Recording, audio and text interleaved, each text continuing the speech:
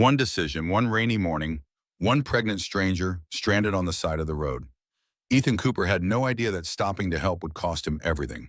His job, his security, his daughter's future. But what he didn't know was that the woman he saved wasn't just anyone. The windshield wipers on Ethan's aging Honda Civic fought a losing battle against the October downpour. Sheets of rain hammered the glass, turning downtown Chicago into a blur of gray and steel. His watch read 7:42 a.m., 18 minutes. That's all he had to get to Hartwell Industries before Richard Blackwood, his supervisor, made good on his final warning. Ethan's grip tightened on the steering wheel as he merged onto Industrial Boulevard. His mind raced with the same anxious thoughts that had been circling since he woke up. Late twice in 3 weeks, Blackwood's red face the way he'd pointed at the clock like it was evidence in a trial. One more time, Cooper. One more time and you're done. The job at Hartwell was everything. Health insurance for Emma, stability after 2 years of barely keeping their heads above water, a chance to finally breathe. Through the curtain of rain, something caught his eye. Hazard lights blinking orange against the gray. A silver Mercedes pulled over on the shoulder hood up, steam rising into the cold air. And beside it, a woman. Pregnant, visibly heavily pregnant. One hand pressed against her belly, the other holding a phone to her ear. She wore a simple dress completely soaked through. Her shoulders hunched against the rain, her face twisted with distress. Ethan's foot moved toward the gas pedal. Keep driving. You can't afford this. Not today. But she shifted, turning slightly, and the way she touched her stomach, protective, desperate. It hit him like a punch to the chest. Claire, 7 years ago, standing in their tiny apartment bathroom, hand on her own growing belly, eyes bright with joy and terror. His car slowed, then stopped. Grabbing his umbrella from the back seat, Ethan stepped into the downpour. The cold rain immediately found every gap in his jacket. "Ma'am," he called out, jogging toward her. "Are you okay?" The woman turned to revealing delicate features and brown eyes wide with worry. Up close, she looked young, early 30s maybe, but there was something in her expression that spoke of someone who'd learned not to trust easily. "My car just died," her voice shaking slightly. "In this rain," she winced, placing both hands on her belly. "I called roadside assistance. They said 45 minutes. 45 minutes in this weather, in her condition." "Here," Ethan said, holding the umbrella over her. "Please sit in my car where it's warm. You shouldn't be standing out here." She hesitated, studying his face with an intensity that made him feel like she was reading his entire life story in a single glance. "I don't even know you." "Ethan Cooper," he said gently. "I work at Hartwell Industries. Started 3 weeks ago in logistics. I have a daughter, 8 years old. I know how important it is to stay safe when you're pregnant." Something shifted in her expression. Not quite trust, but the beginning of it. She nodded and let him guide her to his car. Once inside, Ethan cranked up the heat and handed her some napkins from the glove compartment. His watch read 7:51 a.m., 9 minutes. "Thank you," she said, her voice steadier now. She dabbed at her wet face with the napkins. "I'm Olivia." "When are you due?" Ethan asked, trying to keep his voice calm, even as his mind screamed about the minutes ticking away. 6 weeks, Olivia replied, unconsciously rubbing her belly. "I was heading to a prenatal appointment when this happened." Ethan noticed the worry lines around her eyes, the way her free hand trembled slightly. "First child?" She nodded and a shadow crossed her face. "Yes, I've been really careful. Maybe too careful. Taking time off work, following every guideline to the letter, and then this happens." "Cars break down," Ethan said softly. "It's not a sign of anything. You're doing everything right." Olivia looked at him for a long moment. "You're kind. Your wife must appreciate that." The words hung in the air between them. Ethan's chest tightened. "My wife passed away 2 years ago. Heart condition. Rare. Sudden." He cleared his throat. "It's just me and Emma now." Olivia's expression shifted to genuine sympathy. "I'm so sorry. That must be incredibly difficult." "We manage. Emma's strong, stronger than I was at her age." He glanced at the back seat where Emma's half-finished volcano project sat beside her backpack.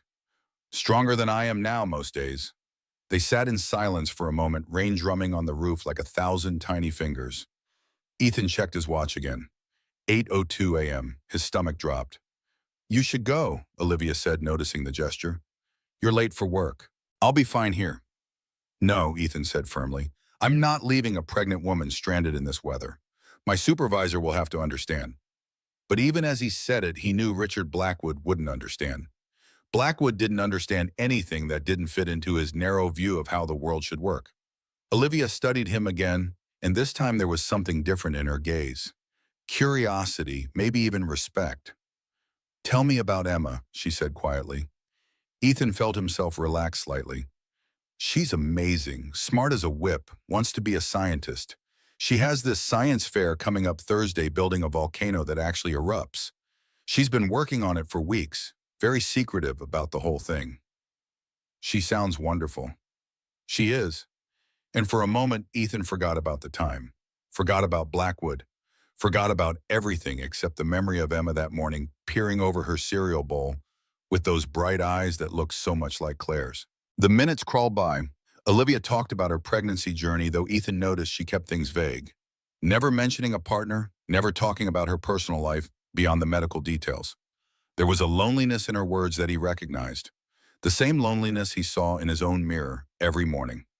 When the tow truck finally arrived 33 minutes later, Ethan helped transfer Olivia's things and made sure she had a safe ride arranged to her appointment.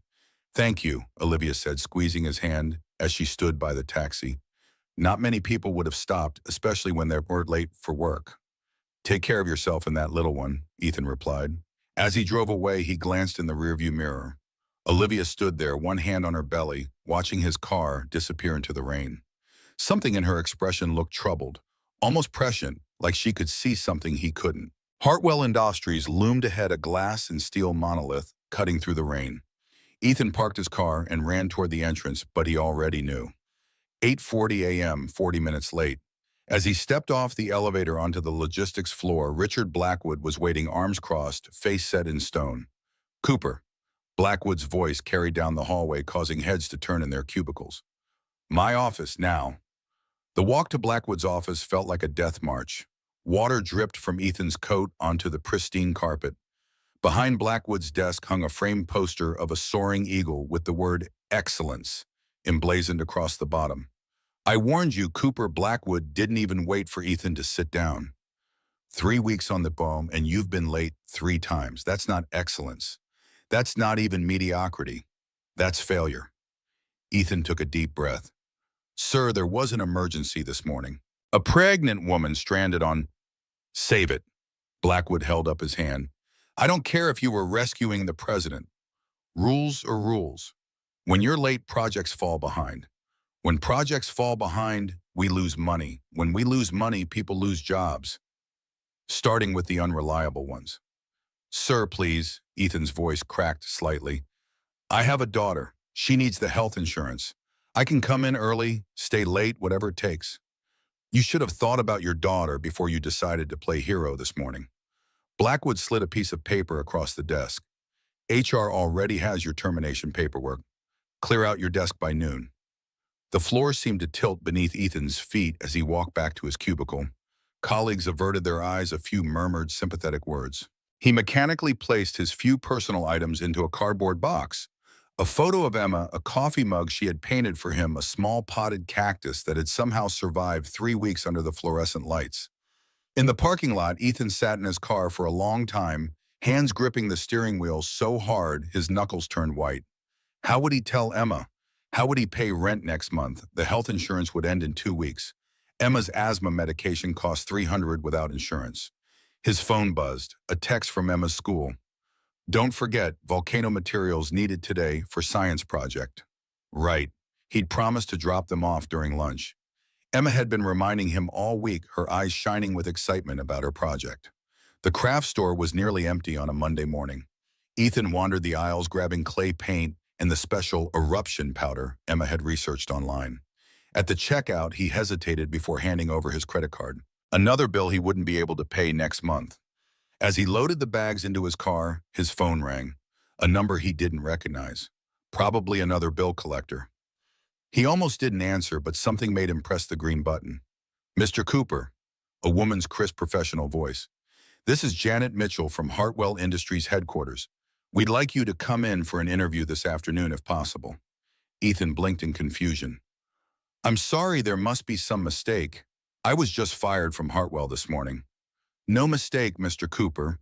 This is regarding a different position at our main office. 2 p.m. today. Can you make it? Before he could process what was happening, Ethan found himself agreeing.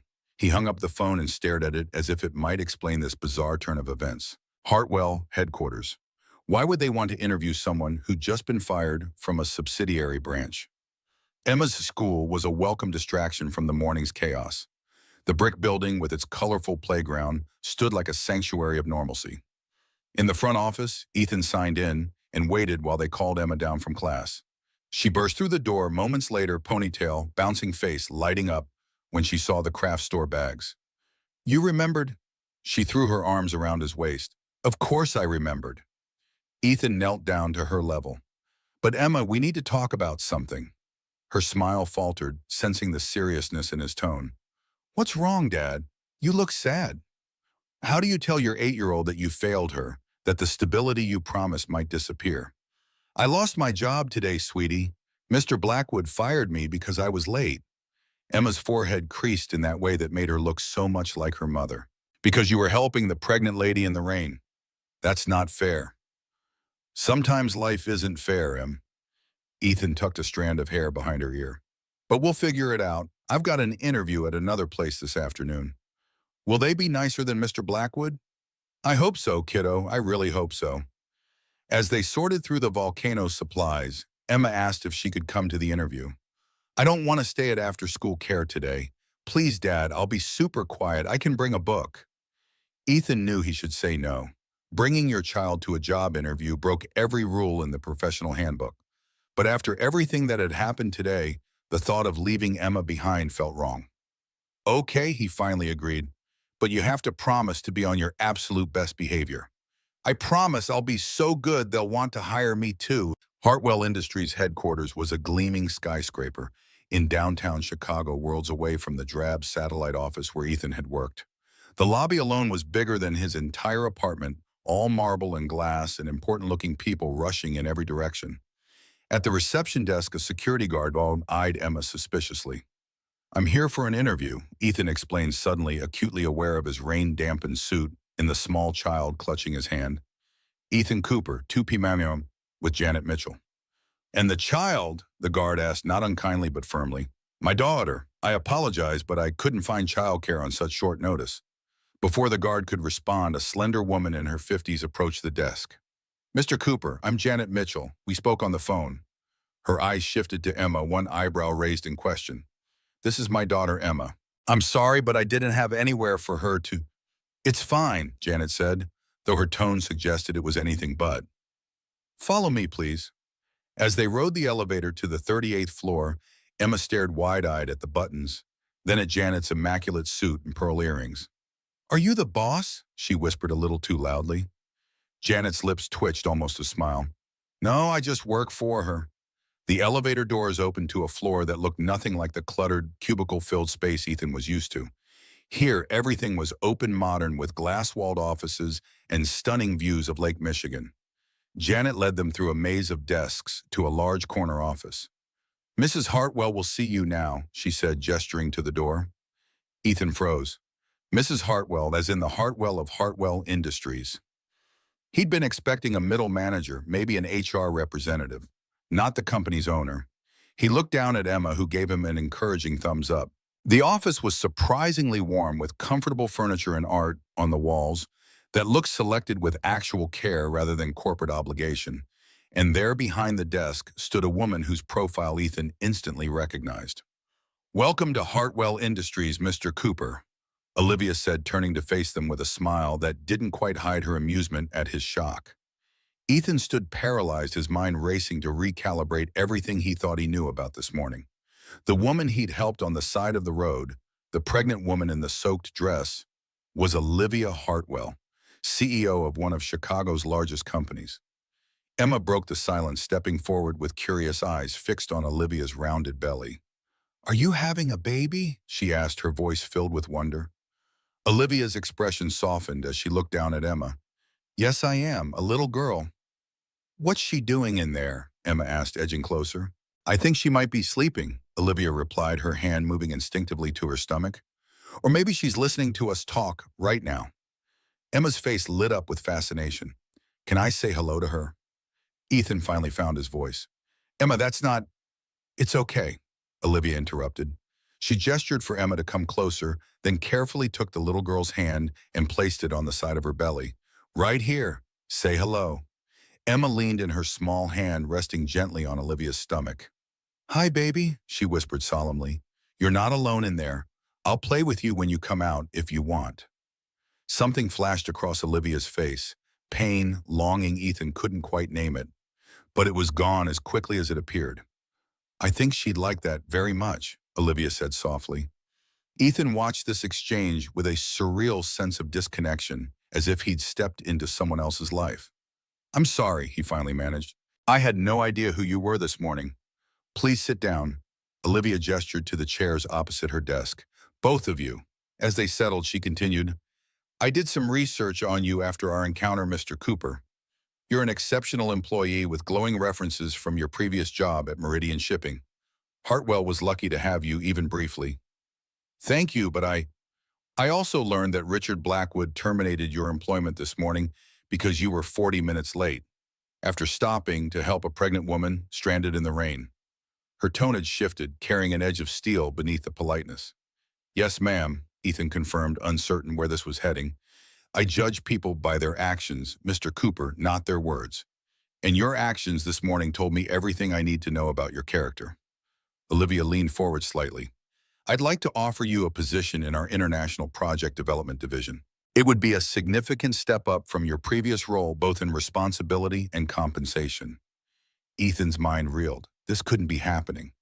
I appreciate the offer, Mrs. Hartwell, but I don't want charity. What happened this morning, anyone would have done the same. That's precisely the point, Olivia's voice was firm. Not anyone would have done what you did. Most people would have driven past, too focused on their own problems to see mine. You stopped. You risked your life to help a stranger. She slid a folder across the desk. This isn't charity. This is me recognizing the kind of person I want working for my company. Emma, who had been remarkably quiet until now, tugged at Ethan's sleeve. Dad, she whispered loudly enough for Olivia to hear.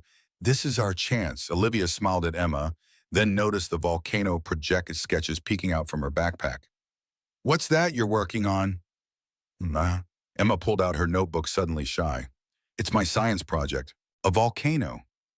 May I see? Olivia asked, and when Emma nodded, she came around the desk to look more closely at the drawings. This is impressive. Are you using baking soda and vinegar for the eruption? Emma's eyes widened. How did you know? I studied geology in college before business took over my life. Volcanoes were my favorite subject. Olivia pointed to a section of Emma's diagram. If you add a little red food coloring and dish soap to your mixture, the lava will foam better and look more realistic. For the next few minutes, Ethan watched in amazement as his daughter and this powerful CEO discussed volcanic eruptions and tectonic plates like old friends. There was something so natural in their interactions, so unguarded, that he felt a tightness in his chest that had nothing to do with his employment situation. Eventually, Olivia returned to her chair, wincing slightly as she adjusted her position. So, Mr. Cooper, about the position. The starting salary is $95,000 with comprehensive benefits beginning immediately. No waiting period. She held his gaze. Your daughter's health insurance would be covered from day one. Ethan swallowed hard. She knew about Emma's asthma. Of course she did. She probably knew what they had for breakfast too. Mrs. Hartwell, please call me Olivia. Olivia? The name felt strange on his tongue. I appreciate this opportunity more than I can express, but I need to know that I'm being hired for my skills, not out of some sense of obligation because of this morning. Fair enough, Olivia nodded, respecting his pride. Your previous employers describe you as methodical, insightful, and innovative under pressure. Our international division needs someone who can identify logistical inefficiencies and implement solutions across cultural barriers.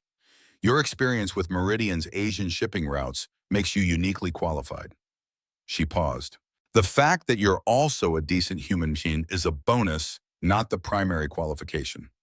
Emma, who had been following the conversation with surprising attention, chose this moment to chime in. My dad is the best at fixing things. He fixed our neighbor's computer and Mrs. Dawkins' leaky sink, and he always knows how to make the toaster work when it gets stuck. A genuine laugh escaped Olivia. Well, with an endorsement like that, how could I possibly look elsewhere? She extended her hand across the desk. What do you say, Mr. Cooper? Will you join our team? Ethan hesitated only a moment before taking her hand. Yes, thank you. I won't let you down. I know you won't. As they shook hands, something passed between them. An understanding, perhaps, or the first tentative thread of connection between two people who had each lost something precious and were still finding their way forward. As they prepared to leave, Janet appeared with paperwork and orientation schedules. While Ethan signed documents, Olivia knelt awkwardly beside Emma, pregnancy making the movement difficult but not impossible. Thank you for sharing your volcano project with me, she said quietly. Would it be okay if I came to see it when it's finished at your science fair? Emma's face lit up like Christmas morning. Really, you'd come? If your dad says it's all right. Ethan, overhearing, nodded his agreement, though a flicker of concern crossed his face.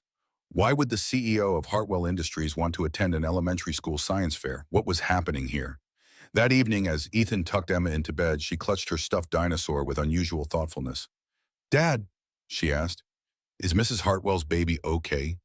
She looked scared today. The question caught him off guard.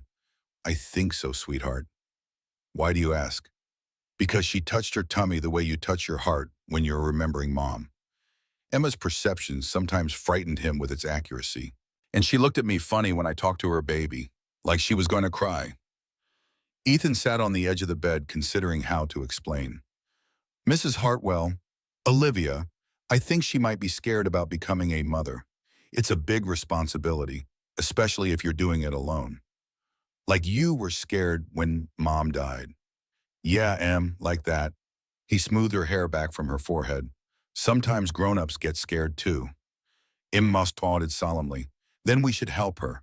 You always say that's what we do for people who are scared. We help them not be alone. Out of the mouths of babes, Ethan kissed his daughter's forehead, marveling at the wisdom in her young heart. We'll see, kiddo. We'll see. Over the next 3 weeks, Ethan threw himself into his new role with the determination of a man who'd been given a second chance. The International Projects Division was challenging in ways his previous position had never been, requiring him to think broadly about supply chain issues across continents and cultures. But it wasn't just the work that occupied his thoughts. It was Olivia. She wasn't what he'd expected from a CEO, especially not one who'd inherited her position from her father. She was hands-on, decisive without being dictatorial, and surprisingly open to ideas from every level of the company. She worked despite her advanced pregnancy, often staying later than anyone else, her dedication both admirable and concerning. Rumors circulated, of course. Why had Cooper been promoted so suddenly? What was his relationship with Mrs. Hartwell? Did he know about her past? The last question came from a particularly gossipy accounting manager during Ethan's second week. Her past, Ethan had asked against his better judgment. The baby, the manager whispered, as if sharing state secrets. It's not her first. She lost a son 2 years ago. Born too early. The husband couldn't handle it, walked out shortly after. Left her with nothing but the company and a broken heart. The information hit Ethan like a physical blow. A lost child. A husband who abandoned her. No wonder there had been such deep understanding in her eyes when he'd mentioned Claire. No wonder she worked herself to exhaustion, using the company as a shield against her grief. A week before the science fair, Janet appeared at Ethan's desk. Mrs. Hartwell would like to see you in her office, she said, her expression unreadable. Ethan found Olivia standing by her office window, one hand pressed to the small of her back as she gazed out at the Chicago skyline. She looked tired, the kind of bone-deep exhaustion that no amount of sleep could cure. You wanted to see me, he asked. She turned, composing herself with visible effort.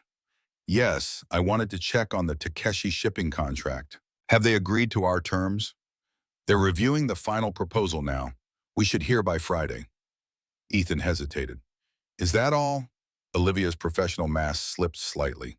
I also wanted to confirm that I'm still welcome at Emma's science fair tomorrow.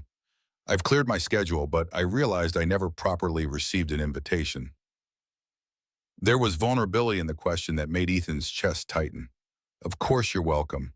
Emma talks about nothing else. She's convinced her volcano will win first prize because of your special lava formula. A genuine smile broke through Olivia's fatigue. I hope I haven't set expectations too high. She moved to her desk, but winced suddenly, her hand flying to her abdomen. Ethan was at her side instantly. Are you okay? Fine, she said through gritted teeth. Just Braxton Hicks contractions. False labor. The doctor said they're normal at this stage. But her face had gone pale and she gripped the edge of the desk with white knuckles. You should sit down. Ethan guided her to her chair, concern overriding professional boundaries. Have you been having these often, on and off all week? Olivia admitted. It's nothing to worry about. But Ethan was worried. She was working 12-hour days at 34 weeks pregnant with a history of premature labor. With all due respect, Olivia, you need to rest. The company won't fall apart if you take some time off. You don't understand, she said, her voice suddenly raw with emotion. This company is all I have. It's the only thing that's never abandoned me. The confession hung in the air between them, more intimate than anything they'd shared before. Before Ethan could respond, Janet knocked and entered with an urgent phone call, and the moment was lost. The next day, Emma's science fair transformed the elementary school gymnasium into a chaotic landscape of poster boards and hastily constructed experiments. Emma's volcano stood proudly on a table near the center, its papier-mâché cone painted in impressive detail with red, orange, and black striations. Do you think she'll really come? Emma asked for the dozenth time, smoothing her favorite blue dress and checking the door. If she said she would, she will, Ethan assured her, though he privately wondered. Olivia had looked so unwell yesterday. At exactly 4:30, a ripple of whispers spread through the gym. Olivia Hartwell, in a simple maternity dress, rather than her usual business attire, made her way slowly through the crowded room. Despite her obvious attempt to blend in, her presence commanded attention. Partly due to her advanced pregnancy, partly due to an indefinable quality that set her apart. Emma bounced on her toes, waving frantically. When Olivia spotted them, her face transformed with a smile that reached her eyes for the first time since Ethan had met her. She navigated carefully between the projects, nodding politely at curious parents until she reached their table. You came, Emma launched herself forward, stopping just short of hugging Olivia's belly. I wouldn't miss it, Olivia replied. Now show me this volcano you've been working so hard on. For the next 30 minutes, Emma proudly demonstrated her project, explaining each step of construction and the science behind volcanic eruptions with the enthusiasm only an 8-year-old can muster. When the judges approached, Olivia stepped back, giving Emma her moment, but her eyes never left the little girl. Third place in the physical sciences division, Emma announced later, proudly displaying her ribbon. The judges said my lava was the most realistic they had ever seen. That's wonderful, Emma. Olivia's voice was warm with genuine pleasure. You've earned it. As they helped Emma pack up her project, Ethan noticed Olivia growing increasingly pale. She kept shifting her weight, one hand pressed to her lower back, the other occasionally drifting to her abdomen. Are you all right? He asked quietly while Emma chatted with a classmate nearby. Just tired, she began, but then stopped, her eyes widening with sudden pain. Actually, she admitted, I think I need to sit down. Ethan guided her to a nearby chair, concern mounting as he noticed a sheen of sweat on her forehead. Olivia, how long have you been having contractions? Since this morning, she whispered. But they weren't regular. I thought I could make it through the science fair. We need to get you to a hospital. Ethan kept his voice calm, not wanting to frighten her or draw attention. Where's your doctor? Which hospital? Northwestern Memorial, Olivia said, breathing carefully through another contraction. It's too early, Ethan. It's too early for her to come. The fear in her voice cut through him. It's going to be okay, he promised, though he had no right to make such guarantees. Emma and I will take you. Can you walk to the car? Olivia nodded, but as she tried to stand, her face contorted with pain. Something's wrong, she gasped. This feels different than before. Faster. Ethan made a split-second decision, pulling out his phone to call 911 while signaling to Emma. Emergency, he told the dispatcher. Pregnant woman, 34 weeks, possible premature labor. History of previous premature birth. Emma hurried over, her excitement fading to concern when she saw Olivia's distress. What's happening? Dad, is the baby coming? Maybe, sweetie. Ethan put an arm around Olivia's shoulder, supporting her weight. We need to get Mrs. Hartwell to the hospital. The ambulance is on its way. Emma's small face grew serious with sudden understanding. Is her baby going to be okay? Before Ethan could answer, Olivia reached out and took Emma's hand. I hope so, she said with raw honesty. I'm scared, but it helps having friends here with me. Emma squeezed Olivia's hand tightly. Don't worry, my dad won't let anything bad happen. He always knows what to do. As the paramedics arrived, creating a stir of concern throughout the gym, Ethan felt the weight of his daughter's unquestioning faith. He had no power over what happened next, no ability to ensure a happy ending. And yet, as he helped Olivia onto the stretcher, her frightened eyes locked on his, he made a silent vow to stay by her side through whatever came next. Some promises are made with words. Others form in the spaces between heartbeats in moments of crisis when souls recognize each other across the wreckage of their separate pasts. As the ambulance doors closed with Emma clutching his hand and Olivia reaching for the other, Ethan understood that their lives had become inexorably intertwined. One decision, one rainy morning, one pregnant stranger, and nothing would ever be the same again. The antiseptic smell of Northwestern Memorial Hospital coated Ethan's throat as he sat in the waiting room, Emma curled against him like a small bird. 3 hours had passed since the paramedics had rushed Olivia through the emergency doors. 3 hours of uncertainty broken only by occasional updates from harried nurses. They're trying to stop the labor. The doctor is with her now. We'll let you know when there's news.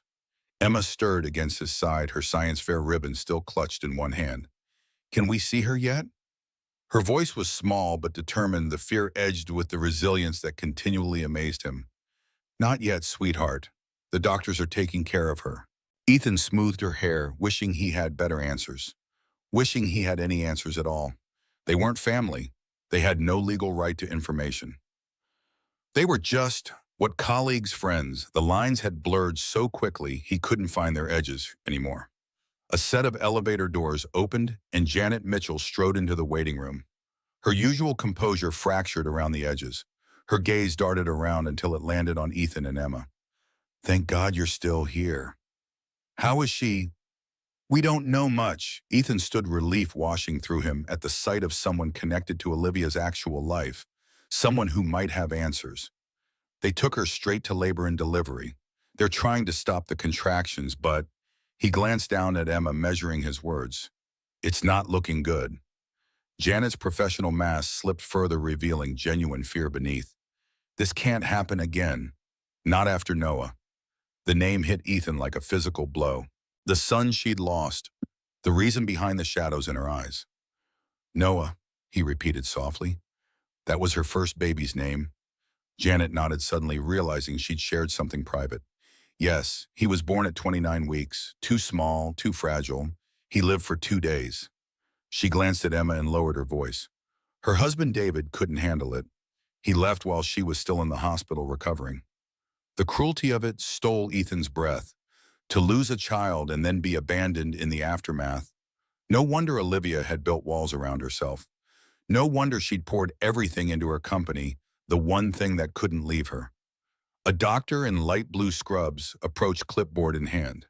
Are you here for Olivia Hartwell? Yes, Janet stepped forward. I'm her executive assistant. These are her friends. The hesitation was slight but telling. How is she?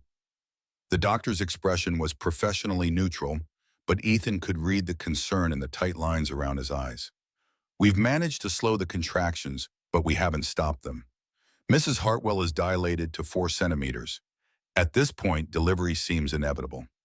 But it's too early, Emma blurted out, the fear finally breaking through her brave facade. The baby needs to stay inside longer. The doctor's expression softened as he looked at the little girl. We're doing everything we can. 34 weeks gives the baby a very good chance, especially with the steroid shots we've given Mrs. Hartwell to help develop the baby's lungs. He turned back to the adults. She's asking for someone named Ethan. Janet's eyebrows rose a fraction, but she said nothing as Ethan stepped forward. That's me. She's in room 312, only one visitor at a time in her condition. The doctor hesitated, looking at Emma. I'm afraid children under 12 aren't allowed in the maternity ward during complications. Emma's face fell, but Janet quickly put a hand on her shoulder. Emma and I will wait here together. Perhaps we could get some hot chocolate from the cafeteria. Ethan knelt to his daughter's level. Will you be okay with Ms. Mitchell for a little while? Mrs. Hartwell needs someone with her right now. Emma nodded solemnly. Tell her I'm taking care of her volcano ribbon. For good luck. She held out the blue third-place ribbon, and Ethan carefully tucked it into his pocket. The maternity floor was quiet, the hushed atmosphere broken only by the soft beeping of monitors and occasional murmurs of staff. Room 312's door stood partially open. Ethan hesitated before knocking gently. No response. He pushed the door wider and stepped inside. Olivia lay on the hospital bed, an IV in her arm, and monitors strapped across her rounded belly. Her face was pale, her hair spread across the pillow in dark waves. Her eyes were closed, but they opened at the sound of his footsteps. When she saw him, something like relief washed across her features. You came. Her voice was rough exhaustion, evident in every syllable. Of course I came. Ethan moved to her bedside, struck by how small she looked in the institutional bed, how different from the commanding presence that ruled Hartwell Industries. How are you feeling? Terrified. The raw honesty surprised them both. It's happening exactly like last time. Too fast, too early. Her hand moved protectively over her belly. I can't lose another baby, Ethan. I can't. The monitors beeped steadily, tracking 2 heartbeats, mother and child, as Ethan carefully took her free hand. Her fingers were cold, and he enveloped them in his own warmth. You're not alone this time, he said, simply a promise in the quiet words. Tears filled Olivia's eyes, but she blinked them back with fierce determination. I should be stronger than this. I run a multi-billion-dollar company. I make decisions that affect thousands of people. But this, a contraction gripped her, and her words dissolved into a gasp of pain. Her fingers tightened around his with surprising strength until the wave passed. Where's Emma? In the cafeteria with Janet. Children aren't allowed up here during complications. Ethan reached into his pocket. But she sent you this. For good luck. He placed the science fair ribbon on the bedside table. 3rd place in the physical sciences division. A smile briefly transformed Olivia's face. She did brilliantly today. The judges were impressed with her understanding of volcanic chemistry. She's so bright, Ethan, so full of curiosity. Like her mother, Ethan said softly, the memory of Claire's passionate intelligence, a bittersweet ache. Always asking questions, always wanting to understand how things worked. Something shifted in Olivia's expression, recognition perhaps of the parallel paths they'd walked. Do you think it ever stops hurting? The missing them? No. Ethan didn't sugarcoat it, but it changes, becomes something you carry rather than something that carries you. Another contraction seized her stronger this time. Olivia breathed through it with practiced focus, but fear tightened her features as it passed. The doctor says they can't stop it this time. She's coming, ready or not. Then we'll be ready for her. Ethan squeezed her hand gently. What's her name? Natalie, Olivia whispered. After my grandmother. The door opened and a nurse entered to check Olivia's vitals and the baby's heart rate. She adjusted something on one of the monitors, her expression carefully neutral. The doctor will be back shortly to check your progress, Mrs. Hartwell. After she left, Olivia turned to Ethan with renewed intensity. If something happens to me, don't, Ethan interrupted, unable to bear the thought. Nothing's going to happen to you. You don't know that. Her voice was quiet but firm. I need you to listen. If something happens, Janet has my file. Everything's arranged. Guardianship, trust funds. But babies need more than legal documents. They need people who care. The implication hung between them, too enormous to fully comprehend. They'd known each other for less than a month, had shared perhaps a dozen meaningful conversations. And yet here she was, entrusting him with the most precious responsibility imaginable. Why me? Ethan asked the question, escaping before he could stop it.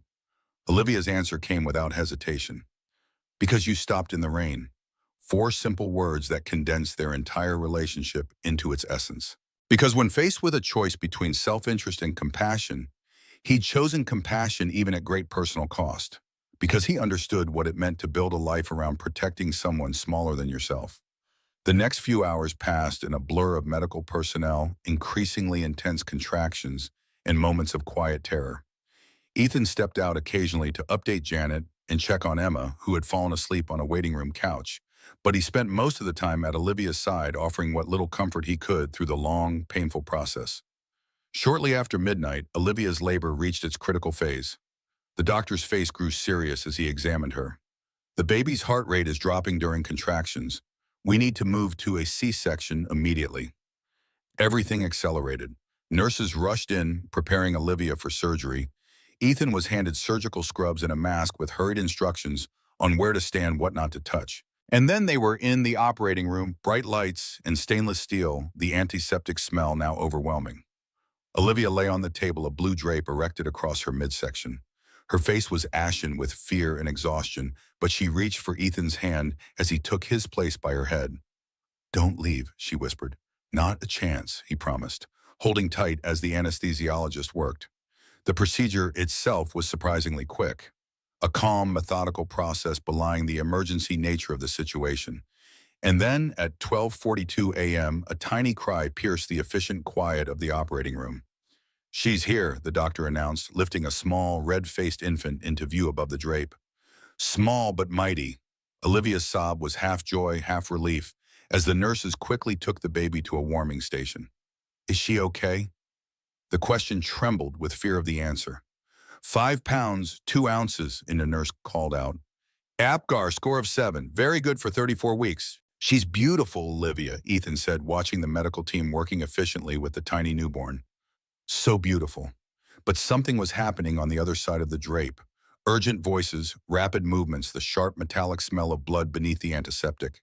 The anesthesiologist moved quickly, adjusting something on his equipment.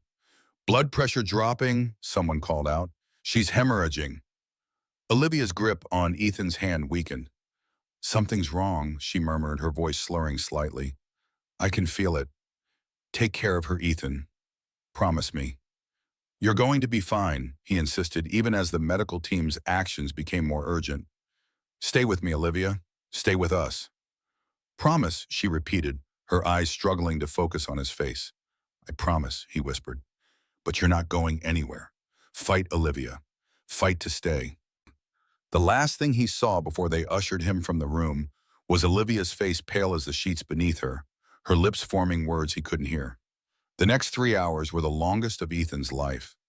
He sat in the waiting room, Emma still asleep with her head in his lap, while Janet paced the length of the room, making occasional phone calls in hushed, tense tones. Neither of them spoke much. What was there to say in the face of such helpless waiting? Finally, the same doctor appeared, surgical cap in his hands. His face was lined with fatigue, but his eyes held no devastating news. "She's stable," he said without preamble. "We had to perform an emergency hysterectomy to stop the bleeding, but she's out of danger now. She's in recovery." The relief hit Ethan with physical force, his knees weakening even as he sat. And the baby Natalie? In the NICU, small but doing remarkably well for her gestational age. Strong lungs, good reflexes. She'll need to stay in the hospital for a few weeks, but the outlook is very positive. Janet sank into a chair, her professional composure finally cracking as tears slid down her cheeks. "Thank God. When can we see them?" "Mrs. Hartwell will be in recovery for another hour, then move to a private room. The baby can be visited in the NICU once she's fully stabilized." The doctor hesitated. "She asked for you, Mr. Cooper, when she was coming out of anesthesia. You and your daughter. She was quite insistent." Emma stirred at that moment, blinking up at Ethan with sleep-confused eyes. "Is the baby here? Is Mrs. Hartwell okay?" Ethan smoothed her rumpled hair. "Yes to both, sweetheart. Mrs. Hartwell is going to be fine, and baby Natalie is small but strong." "Like me," Emma said with absolute certainty. "I was small too, but look at me now." By morning, Olivia had been moved to a private room on the maternity floor. She looked fragile against the white sheets of V-lines still attached to her arms, monitors beeping quietly beside her. But her eyes were clear and color had returned to her cheeks. When Ethan and Emma entered, something transformed in Olivia's face, a softening, a vulnerability she showed to few others. "You stayed," she said simply. Emma approached the bed cautiously, her small face solemn with the gravity of the situation. "We brought you flowers," she said, offering a small bouquet purchased from the gift shop. Dad says flowers help people feel better. They're beautiful, Emma, thank you. Olivia's voice was hoarse but warm as she accepted the colorful arrangement. Have you seen Natalie yet? Emma shook her head. They said she's in a special baby room with machines to help her grow stronger. The NICU, Ethan explained. We wanted to see you first, make sure you were all right. Something flickered in Olivia's eyes. Gratitude, perhaps, or something deeper. I scared you. I'm sorry. You don't have to apologize for nearly... Ethan stopped himself, aware of Emma listening intently. For getting sick. We're just glad you're both safe. A nurse appeared in the doorway. Mrs. Hartwell, if you're feeling up to it, we can take you to see your daughter now. We have a wheelchair ready. The journey to the NICU was slow, Olivia wincing with each bump or turn of the wheelchair. Ethan walked beside her, Emma holding tightly to his hand as they were led through security doors to a room filled with incubators and monitoring equipment.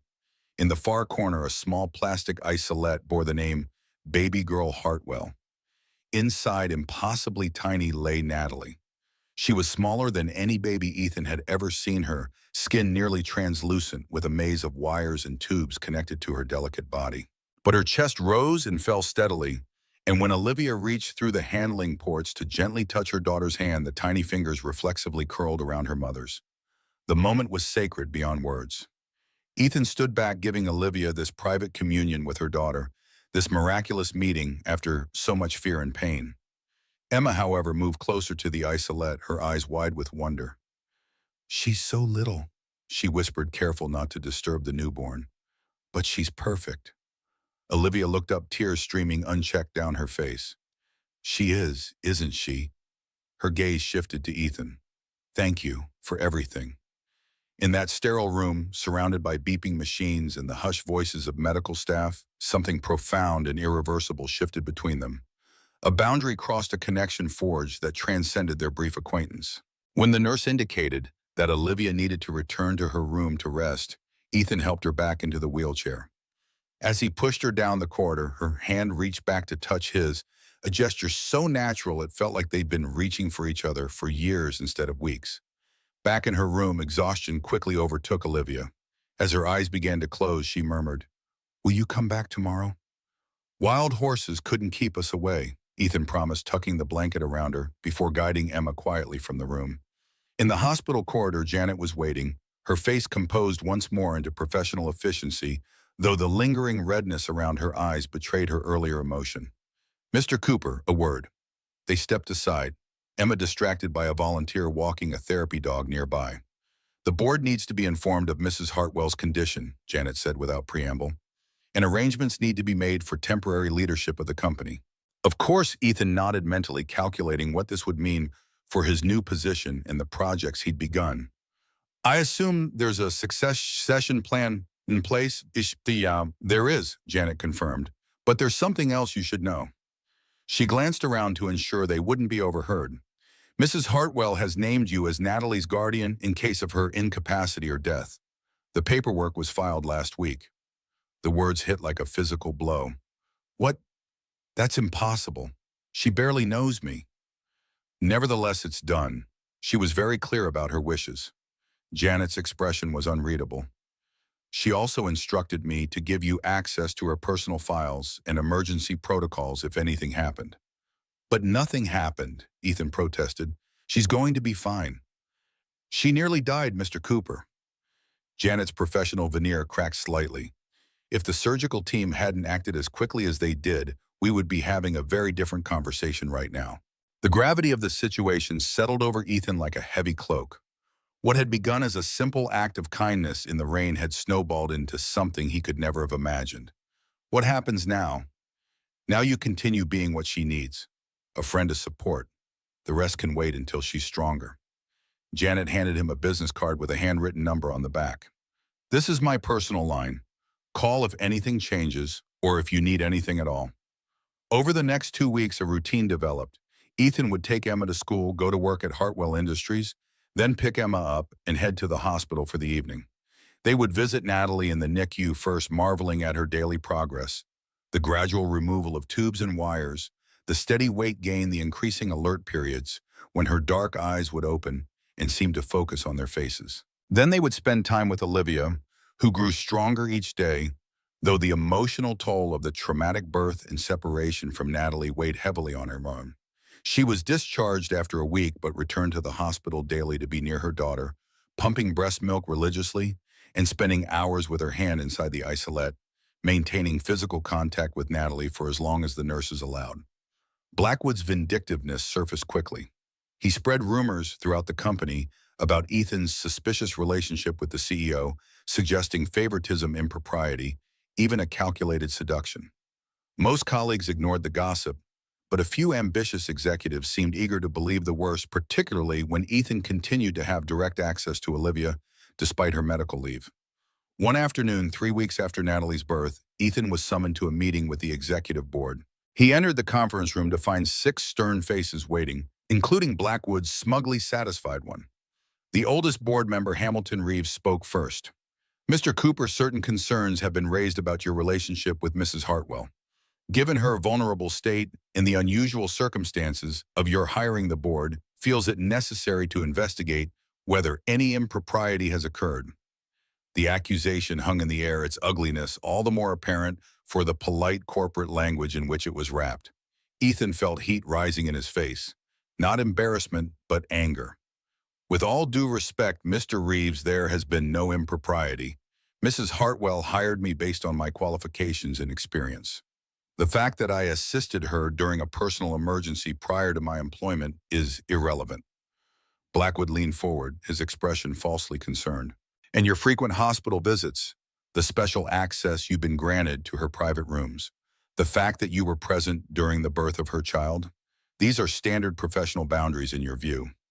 Ethan kept his voice level with effort. "Those visits are personal, not professional, and take place outside of working hours.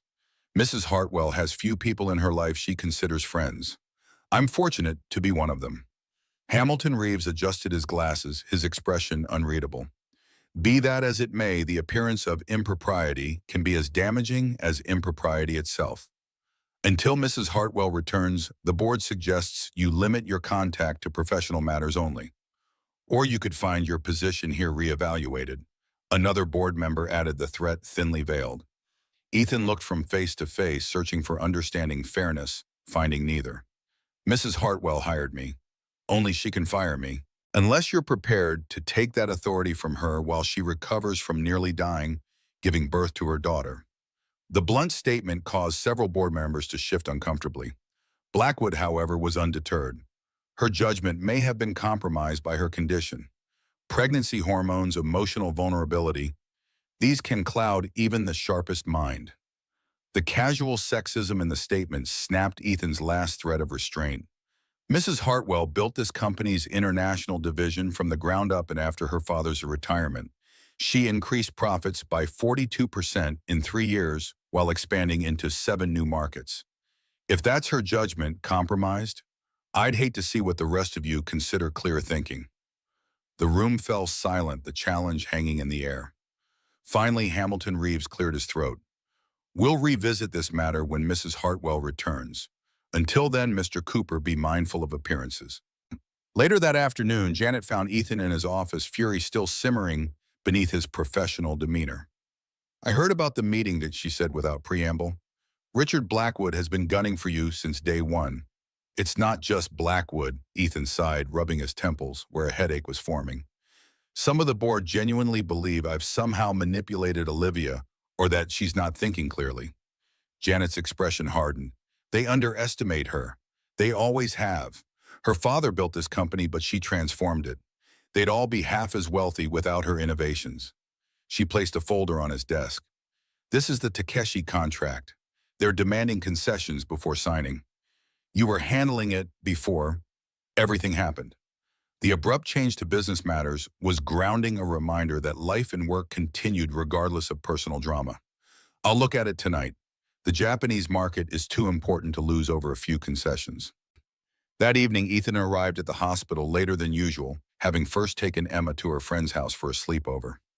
Olivia was in the NICU, sitting in a rocking chair with Natalie against her chest, the baby finally free of enough tubes and wires to be held properly. The sight stopped him in the doorway. Mother and daughter skin to skin, Olivia's face transformed by a love so profound it seemed to illuminate her from within. She looked up, sensing his presence, and smiled. The doctor says she can come home next week if she keeps gaining weight. That's wonderful news. Ethan approached quietly, mindful of the other tiny patients in their isolates nearby. How are you feeling? Stronger every day. Olivia adjusted Natalie gently, the practice movements of motherhood already becoming natural. Janet called. She told me about the board meeting. Ethan grimaced. I'm sorry, you don't need that stress right now. Don't apologize. Richard Blackwood has been trying to undermine me since I took over as CEO. This is just his latest tactic. Her voice was calm, but steel ran beneath it. Using my pregnancy, my emergency, and now you. He'll leverage anything to gain power. The board seemed willing to follow his lead, Ethan noted, keeping his voice neutral. For now, things will change when I return. Olivia looked down at Natalie, her expression softening. But that's a battle for another day. Today is for celebrating progress. She held the baby out slightly. Would you like to hold her? The offer took him by surprise. Are you sure? Completely. She carefully transferred the tiny bundle to his arms, adjusting his hold to support Natalie's head. The baby weighed almost nothing, 5.5 pounds of fragile humanity, yet the responsibility felt immense. Natalie's eyes opened briefly, dark and unfocused, before closing again as she nestled against his chest. The trust in the gesture, both the infant's and the mother's, humbled him.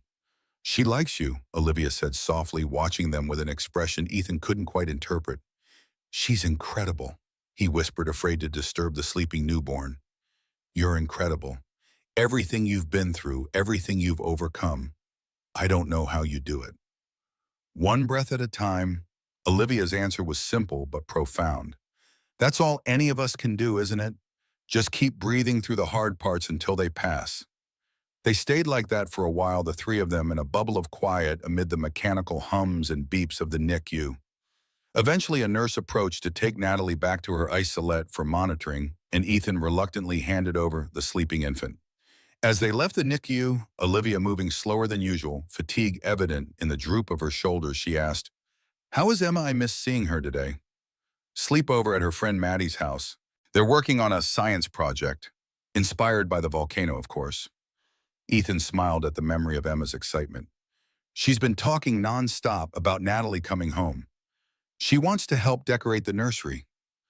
They reached the hospital exit, the automatic doors sliding open to reveal a clear spring evening, stars just beginning to appear in the darkening sky. Olivia paused, breathing deeply of the fresh air, her first time outside in days.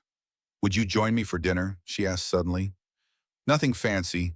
The hospital cafeteria is still open, but I'd like some company that doesn't check my vitals every 30 minutes. Ethan checked his watch. No need to pick Emma up until tomorrow morning. I'd like that. The cafeteria was nearly empty at this hour, just a few night shift workers grabbing coffee and the occasional visitor like themselves. They found a quiet corner table after selecting sandwiches and soup from the limited evening offerings. Not exactly five-star dining, Olivia acknowledged with a small smile, but after weeks of hospital food, even cafeteria soup tastes gourmet. As they ate, the conversation drifted to work matters. The Takeshi contract, upcoming projects, office politics.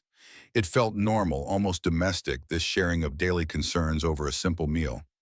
When they'd finished eating, however, Olivia's expression turned serious. Janet told me about the guardianship papers, that she informed you. Ethan set down his coffee cup carefully. She did. It was unexpected. I should have discussed it with you first, Olivia admitted. It wasn't fair to make that decision unilaterally and have you find out from someone else. Her fingers twisted the paper napkin in her lap. I can change it if you're uncomfortable with the responsibility. It's not about comfort, Ethan said slowly, choosing his words with care. It's about understanding why. We barely know each other, Olivia. There must be other people in your life better suited to raise Natalie if something happened to you. A shadow crossed Olivia's face. That's just it. There aren't. My parents are gone, no siblings. My ex-husband made it clear he wanted nothing to do with trying again after Noah died. The raw pain in those words made Ethan wince. I have colleagues, employees, business associates. But friends, people I would trust with my child's heart and future. She shook her head. Until recently, no one. And then I stopped in the rain, Ethan said softly, echoing her words from the hospital. And then Emma sent me her science fair ribbon for good luck, Olivia added. And you stayed all night during Natalie's birth. And your daughter asked if she could be the baby's big sister. She reached across the table, her hand finding his.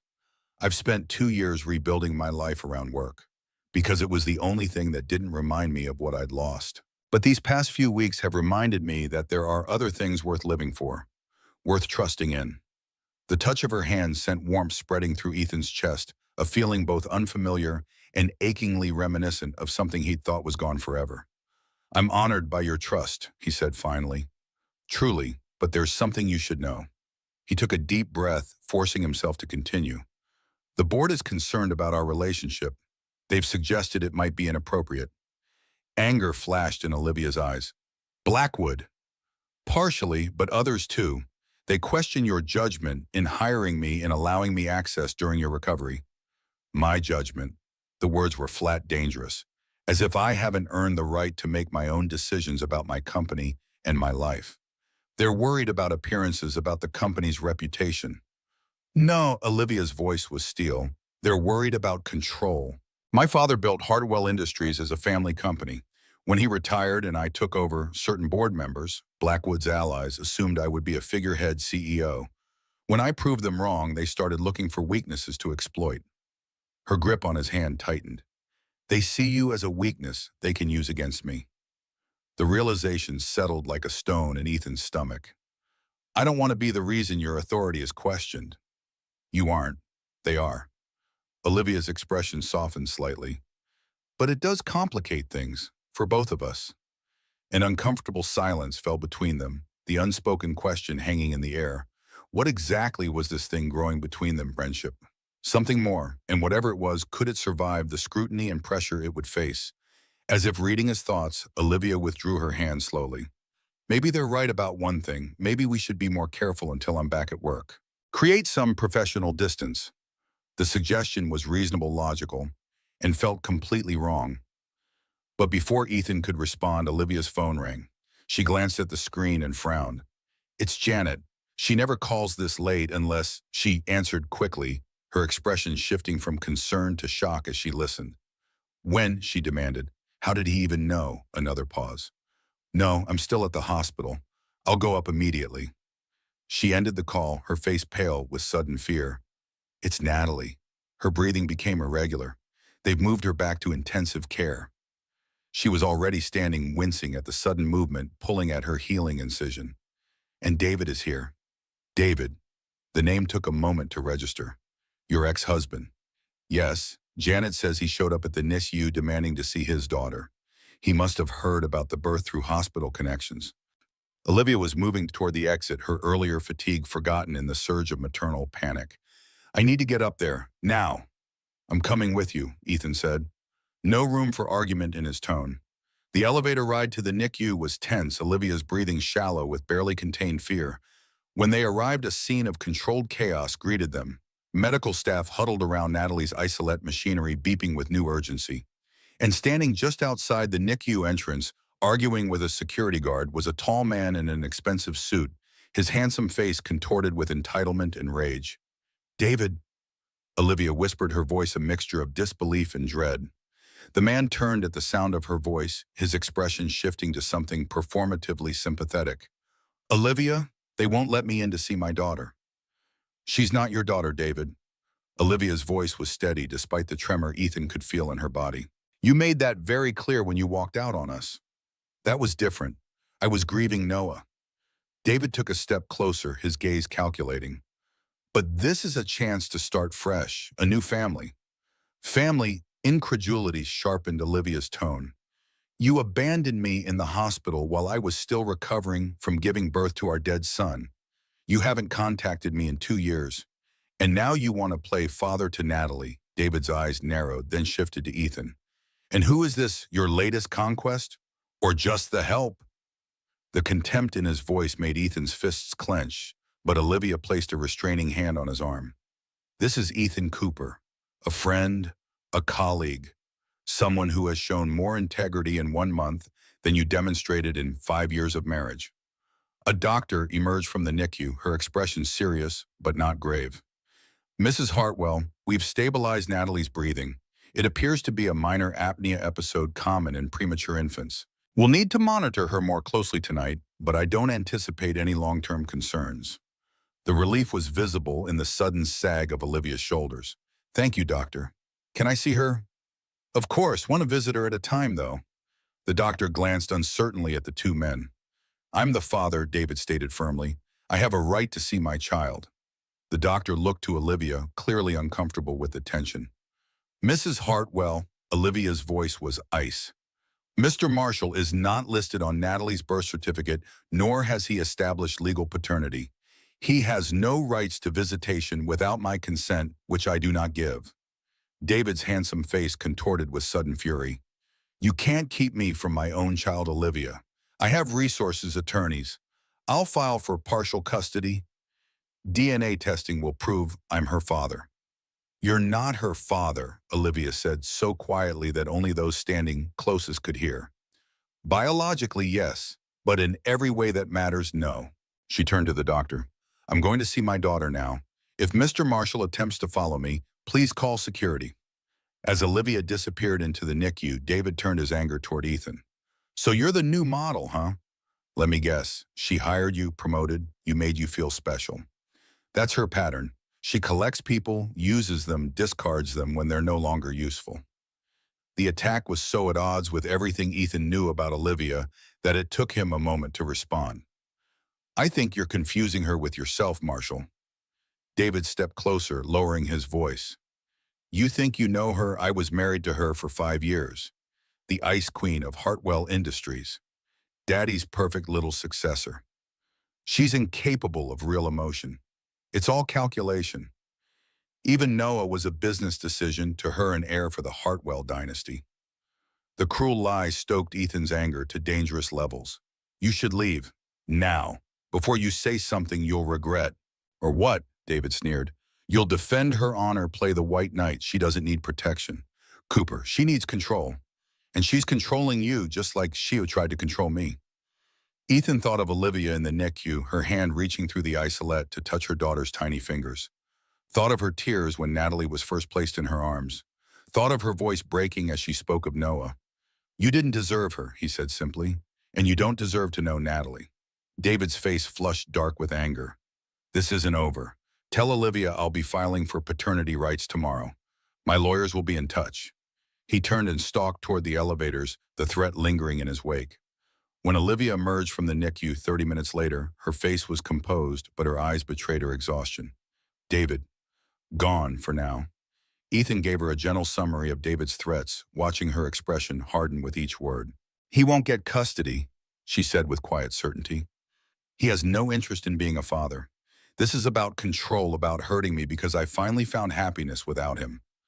She looked up at Ethan, vulnerability breaking through her composed exterior. He'll use you against me. The board, David, everyone who wants to see me fail. They'll all use whatever they can. In that moment, with the hospital's fluorescent lights casting harsh shadows across her face, Olivia looked both powerful and painfully fragile. A woman who had built an empire while nursing a broken heart. A mother who would fight the world to protect her child. And somehow, improbably, a person who had chosen to trust him with both her professional future and her most precious treasure. The realization struck Ethan with sudden clarity. He had fallen in love with her. Not despite the complications, but perhaps because of them. Because she contained multitudes. CEO and new mother strength and vulnerability, professional brilliance and personal courage. In 3 short weeks, she had become essential to him in ways he couldn't fully articulate. Let them try, he said, reaching for her hand. Some things are worth fighting for. Her fingers interlaced with his, warm and certain. Yes, she agreed softly. They are. In that sterile hospital corridor with danger circling and battles looming on all sides, they stood together, 2 people who had lost everything once before and found each other in the rain. Whatever came next, they would face it the same way they had faced the night's crisis, side by side, breath by breath, one moment at a time. Sunlight streamed through the windows of Olivia's Lakeshore Drive penthouse, catching dust motes that danced in the air above Natalie's crib. 3 months had passed since the harrowing night at the hospital. 3 months of gradual healing. Olivia's body recovering from emergency surgery. Natalie growing stronger every day. The tentative family they were building finding its rhythm amid the chaos of legal threats and corporate politics. Ethan adjusted the mobile hanging above the crib, colorful planets and stars that Emma had helped select. There, now the solar system is properly aligned. Olivia appeared in the doorway looking more like herself than she had in months. The business attire had returned, tailored blazer and pencil skirt, but she'd softened her usual severe styling with her hair loose around her shoulders. NASA would be impressed with your astronomical accuracy. Emma would accept nothing less. She's been researching orbital patterns. Ethan stepped back to admire their handiwork. The nursery had come together over weekends and evenings. Soft green walls, constellations painted on the ceiling, bookshelves already filled with stories waiting to be read. Olivia moved to stand beside him close enough that her shoulder brushed his arm. "It's perfect, thank you." The simple words contained multitudes. Gratitude not just for the nursery, but for everything that had brought them to this moment. For rainy mornings, and hospital nights, and 1,000 small kindnesses between. Footsteps pounded up the hallway as Emma burst into the room, careful to moderate her enthusiasm as she approached the crib where Natalie slept peacefully. "Is everything ready? Today's the big day." "Almost." Olivia smiled at the 8-year-old's excitement. "Are you sure you're prepared for your role as official tour guide?" Emma nodded solemnly. "I made flashcards for all the important places. Kitchen, bathroom, the good snack cabinet, and where the TV remote hides in the couch cushions." "Very thorough." Ethan ruffled his daughter's hair affectionately. "What would we do without your organizational skills?" Today marked a significant milestone. Olivia's official return to Hartwell Industries as CEO after her maternity leave. Janet had managed day-to-day operations admirably during her absence, but the board was growing restless, and David's legal maneuvers required her personal attention.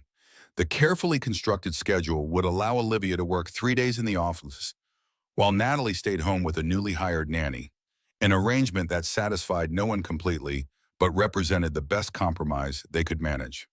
The nanny, Mrs. Chen, arrived precisely at 8, her credentials impeccable, her demeanor warm but professional. Olivia conducted a final review of emergency contacts and feeding schedules, while Ethan loaded her briefcase into the car. Emma, taking her responsibilities seriously, began showing Mrs. Chen around the penthouse, with the gravity of a real estate agent handling a multi-million-dollar property. In the elevator down to the parking garage, Olivia's composure wavered. "This is harder than I expected." Her voice was steady, but her knuckles whitened around the handle of her leather portfolio. "Leaving her the first time always is," Ethan said gently. "But Mrs. Chen raised 4 children of her own and has glowing references from 3 different CEOs. Natalie couldn't be in better hands." "Logically, I know that. But logic doesn't seem to matter much when it comes to motherhood." Olivia took a deep breath, visibly assembling her professional armor. "At least I know Emma will keep everyone in line while we're gone." The drive to Hartwell Industries passed quickly, filled with discussion of pending projects and board dynamics. By the time they pulled into the executive parking garage, Olivia had fully transitioned from anxious new mother to commanding CEO, her voice crisp as she outlined her priorities for the day. "The Takeshi contract is first on the agenda. Then I need to meet with legal about David's latest motion." She checked her reflection in the visor mirror, applying a fresh coat of lipstick with practiced precision. "Janet has scheduled the executive committee for 11. I want you there." The request surprised Ethan. "Are you sure that's wise, given the rumors?" "I'm done making decisions based on rumors and appearances."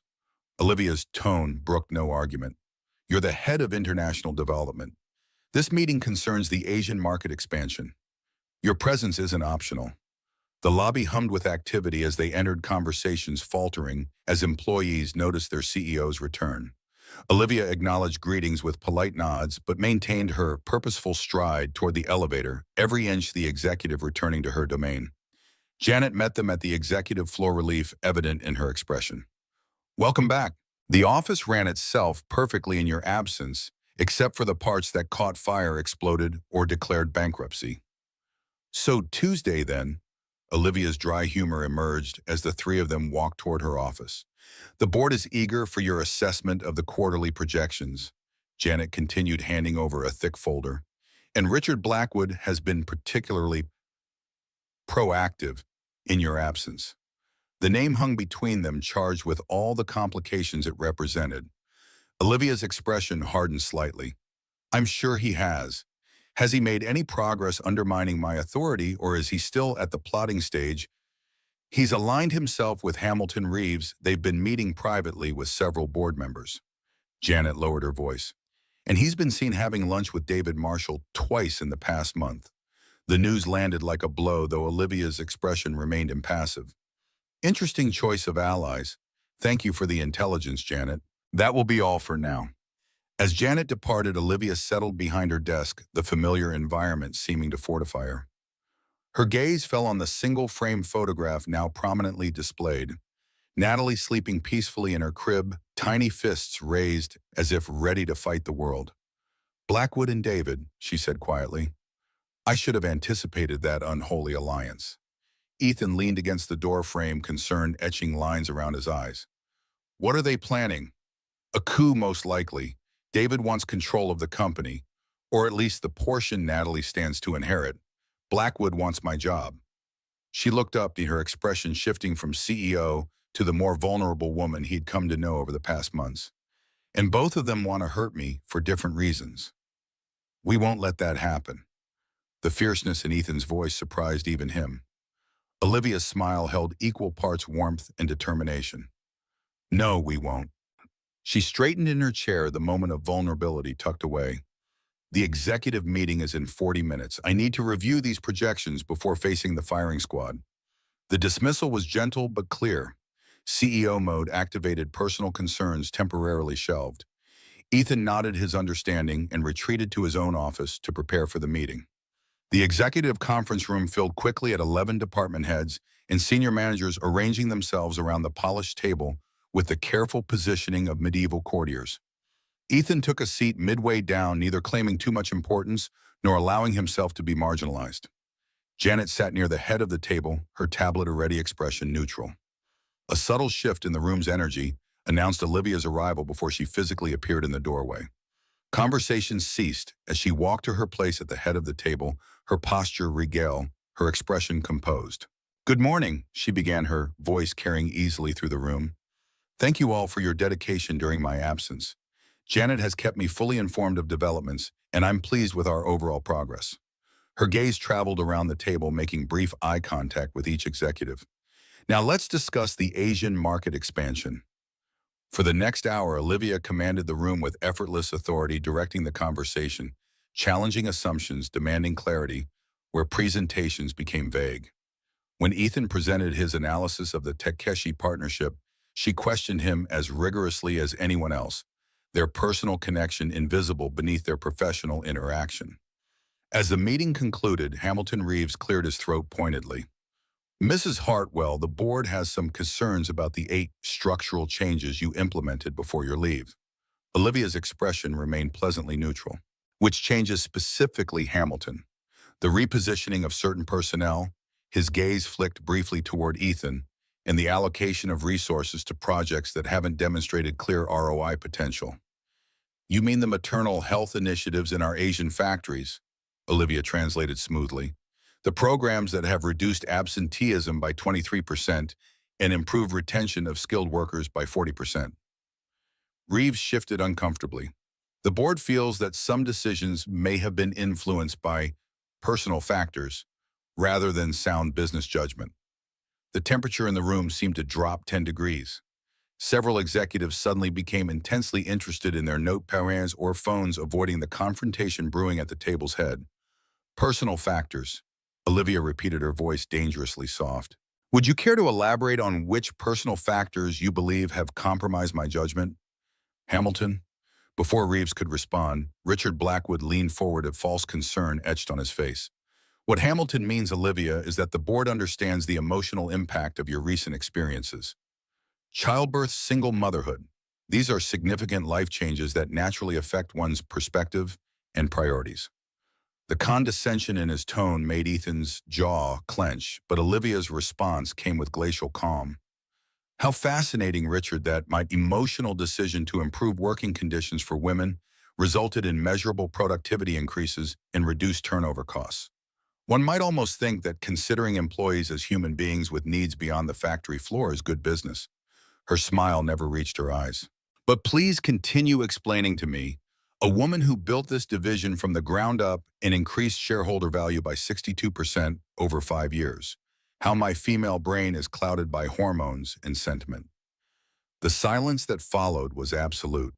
Blackwood's face flushed dark red while several other executives struggled to suppress smiles or outright laughter. Hamilton Reeves cleared his throat again, this time in evident discomfort. Perhaps we should move on to the quarterly projections, Janet suggested, smoothly breaking the tension. As the meeting adjourned, executives filed out with varying degrees of haste. Ethan lingered, arranging his notes deliberately until the room emptied except for himself and Olivia. That was, he searched for the appropriate word. Necessary, Olivia finished for him, her professional mask slipping slightly to reveal the anger beneath. They've been testing boundaries since I returned. Better to establish the lines clearly now. Ethan moved closer, lowering his voice despite the empty room. Blackwood is more dangerous than I thought. The way he and Reeves coordinated that attack was clumsy and predictable, Olivia interrupted.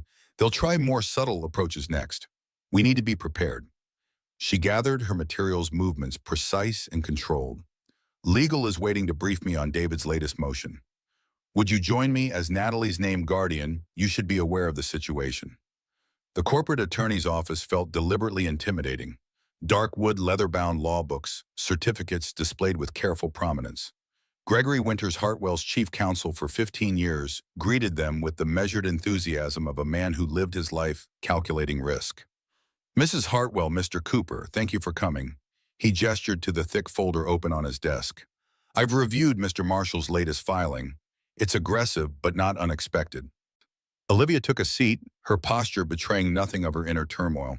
What is he asking for? Full genetic testing to establish paternity-supervised visitation beginning immediately and shared custody once paternity is confirmed. Winters adjusted his glasses, expression grave.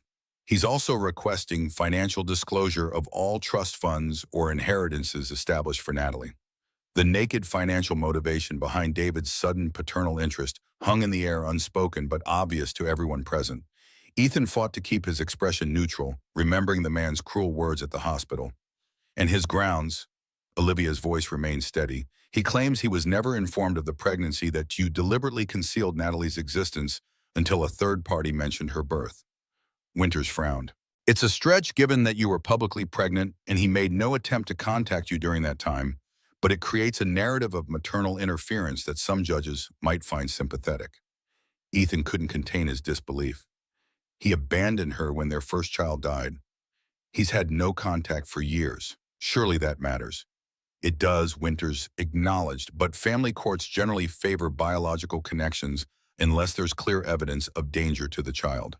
His abandonment was emotional cruelty to Mrs. Hartwell, but he has no history of violence or abuse that would categorically disqualify him from parental rights.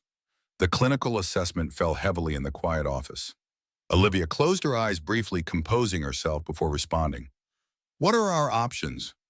We can fight the petition, which will be expensive, public, and emotionally taxing with no guaranteed outcome. Or, Winters hesitated, uncharacteristically tentative. We can negotiate, offer no financial terms in exchange for him relinquishing all parental claims. Buy him off, Ethan translated, unable to keep the disgust from his voice. Essentially, yes. Winters spread his hands. It's distasteful, but potentially the cleanest solution.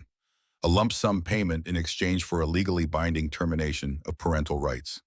Olivia's expression remained carefully neutral, but Ethan could see the calculation happening behind her eyes, weighing principles against practicality, her daughter's well-being against her own pride. Draft both responses, she said finally, a full legal challenge and potential settlement terms. I want to review all options before deciding. She stood, signaling the meeting's end. And Gregory, this stays completely confidential. No one outside this room is to know the details of either approach. Back in Olivia's office, the professional veneer finally cracked. She paced the length of the room, tension visible in every line of her body. He's after the Hartwell money. Nothing else. Not Natalie, not me, just the inheritance. Of course he is, Ethan agreed, watching her movements with concern. The question is whether fighting him serves Natalie's interests or just satisfies our desire to see justice done. Olivia stopped pacing, turning to face him with unexpected vulnerability. What would you do if it were Emma? The question caught him off guard, not just its content, but the implicit acknowledgement that his opinion mattered, that they were making decisions as a unit rather than as individuals. I'd protect her peace, he said finally. Children absorb conflict like sponges. If there's a way to resolve this that keeps David at a distance and prevents years of legal battles that Natalie would eventually become aware of, I'd consider it. Olivia nodded slowly, some of the tension leaving her shoulders. Even if it feels like letting him win. Sometimes winning looks like walking away with what matters most. Ethan moved closer, close enough to see the flecks of gold in her brown eyes. David can have money. We have Natalie. The we hung between them, neither corrected nor questioned. In that moment, in the sanctum of her executive office with the Chicago skyline spread out beyond the windows, something shifted. An acknowledgement of the family they were building, unconventional and unexpected, but increasingly real. The moment broke as Janet buzzed through on the intercom. Mrs. Hartwell, William Hartwell is on line 1. Olivia's expression transformed to shock. My father... She glanced at Ethan, confusion evident. He's supposed to be in Switzerland. He hasn't called the office in months. She pressed the speaker button with visible trepidation. Dad, is everything all right? William Hartwell's voice filled the room strong, despite his 72 years. Olivia, I've just landed at O'Hare. We need to talk. Who? Of course, is something wrong? Hamilton Reeves called me, said there were concerning developments at the company that required my attention. The disapproval in his tone was evident, even through the phone line. I'll be at your place in an hour. Before Olivia could respond, the line went dead. She stared at the phone for a long moment, color draining from her face. Reeves called my father, behind my back. Ethan struggled to process the implications. Your father's been retired for years. Why would Reeves involve him now? Because he's still the majority shareholder, Olivia said quietly, and because they're making their move. She reached for her cell phone, fingers flying across the screen. I need to warn Mrs. Chen. My father can be intimidating when he's in crisis mode. The drive back to Olivia's penthouse passed in tense silence, both of them absorbed in their own thoughts. Ethan had heard stories about William Hartwell, the brilliant, demanding founder who had built an empire through sheer force of will and ruthless strategic thinking. The man who had groomed his only child from infancy to take his place, who expected nothing less than perfection from himself and everyone around him. By the time they arrived, William's town car was already parked in the building's circular drive. Olivia took a deep breath before exiting the vehicle, visibly armoring herself for the coming confrontation. The penthouse felt charged with tension when they entered. Mrs. Chen sat stiffly in the living room, Natalie sleeping peacefully in her arms, while a tall, distinguished man with silver hair stood by the windows, his back to the door. Dad, Olivia's voice was steady, betraying none of the apprehension Ethan had witnessed in the car. This is unexpected. William Hartwell turned, his piercing blue eyes, so unlike his daughter's warm brown ones, immediately assessing Ethan with clinical precision. Despite his 70-plus years, he stood ramrod straight, his tailored suit and commanding presence making him seem taller than his actual 6 feet. Olivia, his gaze softened fractionally as it moved to his daughter. You look well. His attention shifted to Mrs. Chen and the sleeping infant. Is this my granddaughter? Something vulnerable flickered across Olivia's face. The little girl still seeking her father's approval beneath the accomplished CEO. Yes, this is Natalie. She moved forward, gesturing for Mrs. Chen to bring the baby closer. Would you like to hold her? A complicated emotion crossed William's features. Reluctance, uncertainty, perhaps even fear, before he nodded once sharply. Chen carefully transferred the sleeping infant to his arms, adjusting his hold with the practiced efficiency of an experienced caregiver. For a moment, the formidable William Hartwell looked utterly bewildered, staring down at the tiny face nestled against his expensive suit. Then Natalie's eyes fluttered open, dark and unfocused, and something remarkable happened. The stern mouth softened, the critical gaze warmed, and the rigid posture gentled. She has your mother's eyes, he said softly, a world of grief and memory in the simple observation. Olivia's breath caught audibly. That's what I thought too. The moment of connection was interrupted by the apartment door opening again as Emma burst in, chattering excitedly about her day at school until she registered the unfamiliar presence in the living room. She stopped short, eyes widening, as she took in William Hartwell cradling Natalie. Emma, this is Mr. Hartwell. Ethan stepped forward, placing a reassuring hand on his daughter's shoulder. Olivia's father. Emma, never intimidated for long, offered her hand with solemn politeness. It's nice to meet you, sir. Are you a CEO too? A hint of amusement cracked William's severe expression. I was. Now I'm just a grandfather, apparently. He looked down at Natalie, then back at Emma with newfound curiosity. And who might you be in relation to my daughter and granddaughter? The innocent question carried weighted implications.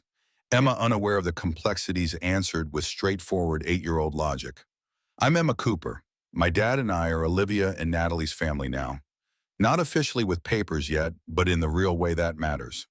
The silence that followed was deafening.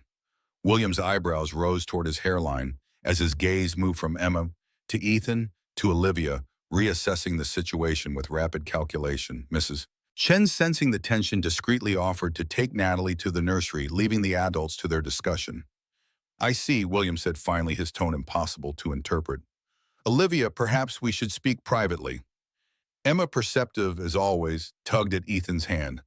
Dad, I need help with my science homework. It's about gravity and planets. The transparent excuse to give the Hartwells privacy would have been amusing under different circumstances. Ethan squeezed her hand gratefully. Lead the way, Professor Cooper. As they retreated to Emma's room, Ethan caught a glimpse of Olivia's face, composed but apprehensive, bracing for the interrogation to come. He wished he could stand beside her as she faced her father's judgment. But this was a conversation that needed to happen without his presence. Emma's room had been decorated with her usual scientific enthusiasm. Solar system decals on the ceiling, a periodic table poster on one wall, and books about everything from dinosaurs to quantum physics scattered across the shelves. She climbed onto her bed, watching Ethan with worried eyes. Is Olivia's dad mad at us? Not at us, sweetie. Ethan sat beside her, searching for an explanation an 8-year-old could understand. He's surprised. Mr. Hartwell has been away for a long time, and he's just learning about all the changes in Olivia's life. Like us, Emma persisted, her perception uncomfortably accurate. Like us, Ethan confirmed, and like Natalie and Olivia, being a mom and lots of other things. Emma considered this seriously. Sometimes when things change too fast, grown-ups get scared, like when Mom died and you wouldn't let anyone help us for a long time. The simple observation struck Ethan with unexpected force. Emma was right. He had isolated them after Claire's death, refusing support from friends and family, convinced that he alone should bear the weight of their grief and recovery. It had taken months before he'd allowed others back into their life. You're pretty smart, you know that. He pulled her into a hug, wondering when his little girl had become so insightful. I know, Emma agreed matter-of-factly. That's why I'm going to be a scientist. Scientists have to notice things other people miss. They remained in Emma's room for nearly an hour, working through her actual homework, which did indeed involve planetary gravity, while Ethan strained to hear any sound from the living room. Eventually, his phone buzzed with a text from Olivia. You can come out now, he's gone. Olivia sat on the living room sofa, her posture rigid, eyes fixed on some middle distance. She looked exhausted, the day's events finally catching up to her. Ethan approached cautiously, uncertain of her mood. That bad? He asked quietly, taking a seat beside her. Surprisingly not. She turned to look at him, her expression complex.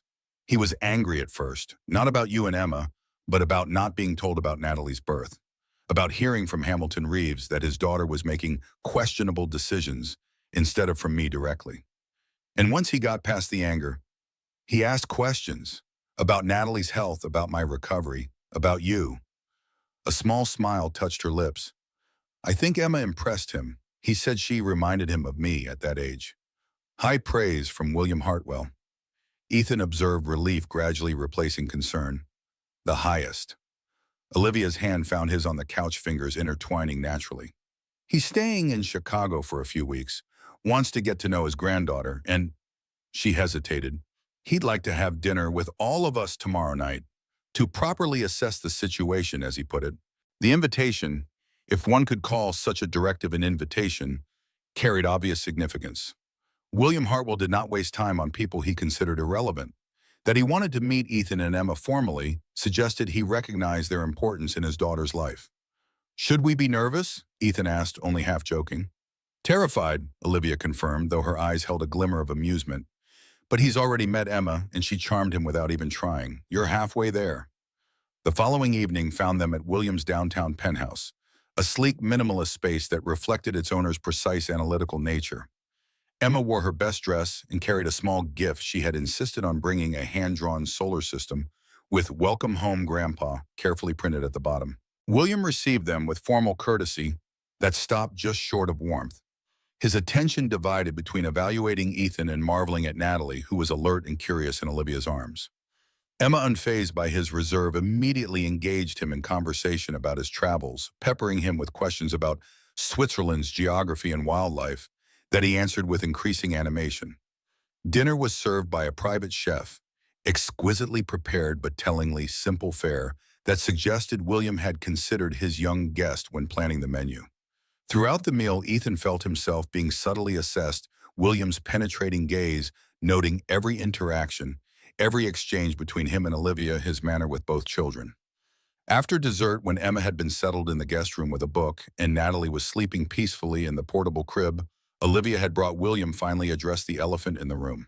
"Hamilton Reeves seems to believe you've formed an inappropriate relationship with one of your employees," he stated bluntly, pouring cognac into crystal snifters. "He suggests it's affecting your judgment as CEO." Olivia accepted the offered drink with steady hands. "Hamilton Reeves is allying himself with Richard Blackwood and my ex-husband in an attempt to force me out of my position. My judgment is fine. My personal life is my own." William's piercing gaze shifted to Ethan. "And what do you make of all this, Mr. Cooper, finding yourself suddenly entangled in Hartwell family politics?" The question was a test carefully designed to reveal character under pressure. Ethan met the older man's eyes directly, refusing to be intimidated. "I make that some men can't accept a woman's success without attributing it to something other than her own abilities. I make that David Marshall sees Natalie as a means to wealth, not as a daughter to love. And I make that your daughter is the strongest, most capable person I've ever met, which I suspect she learned from you." A flicker of something that might have been approval crossed William's face. "Diplomatic answer, but you haven't addressed the central question. Is there truth to their accusation? Are you and Olivia involved beyond professional boundaries?" The directness of the question hung in the air between them. Ethan glanced at Olivia, seeking guidance, but her expression remained neutral, allowing him to answer honestly. "If you're asking whether I love your daughter, the answer is yes." The words emerged with surprising ease, despite never having been spoken aloud before.